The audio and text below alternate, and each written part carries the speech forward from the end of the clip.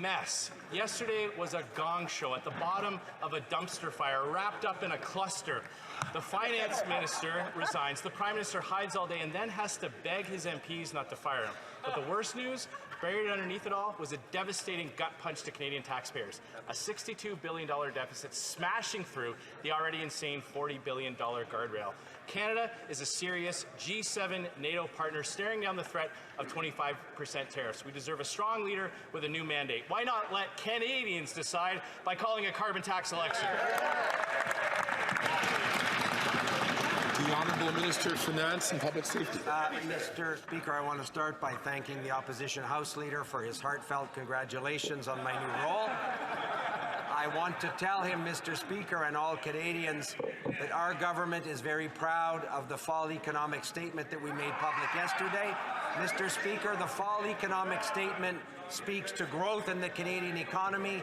It speaks to supporting Canadians with serious affordability challenges. It speaks to a declining debt to GDP ratio, the best in the G7. And Mr. Speaker, we haven't finished supporting Canadians, something the Conservatives aren't interested in doing. Hear, hear.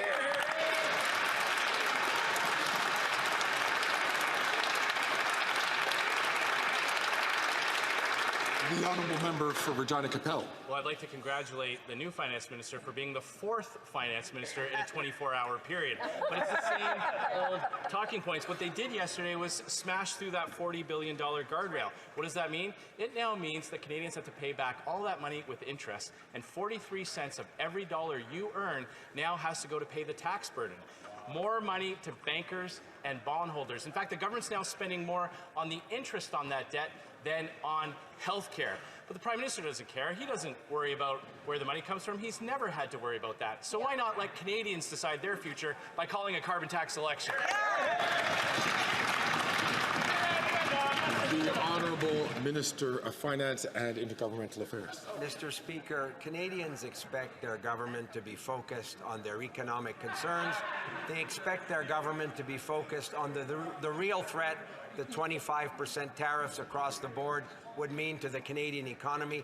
That's the work that our government's doing. I can report, Mr. Speaker, I had an encouraging preliminary conversation with the Foreign Affairs Minister yesterday, with the Border Czar, with Mr. Holman. We look forward to working with the incoming administration on border security, something that the fall economic statement generously supported yesterday. This is the work Canadians expect us to be focused on, and we're looking forward to doing that work. Yeah, they were so proud of that.